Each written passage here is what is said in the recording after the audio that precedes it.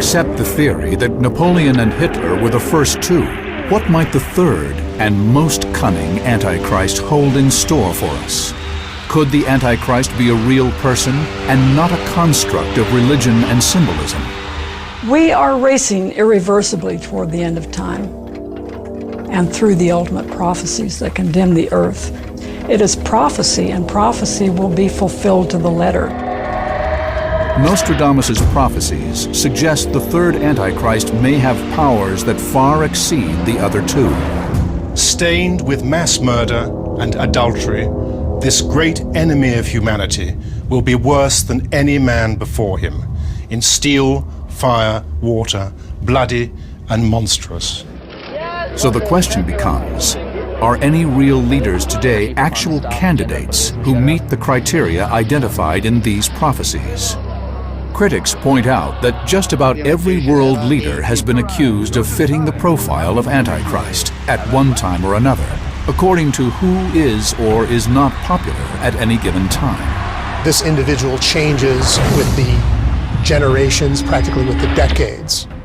In the 1970s, it was common, or at least done, to identify possibly someone like Henry Kissinger. And the list of unlikely candidates goes on. Still, some cite a mysterious name, Mabus. It appears in another one of Nostradamus' quatrains.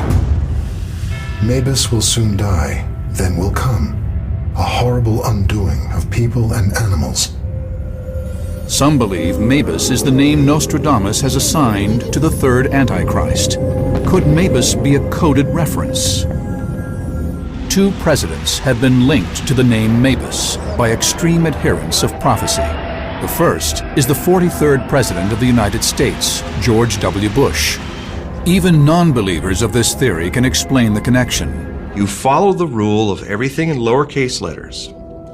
The GW becomes AM because you can turn them upside down. Swivel them, and you have Mabus. Drop the redundant letter, you have Mabus.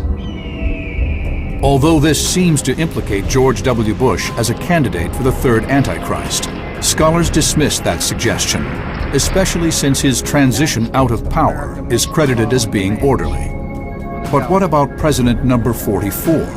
More recently, there was a mayor in Georgia who got into trouble for circulating an email asking if Barack Obama was the Antichrist. So the Antichrist is a very fluid concept that can adapt to your needs.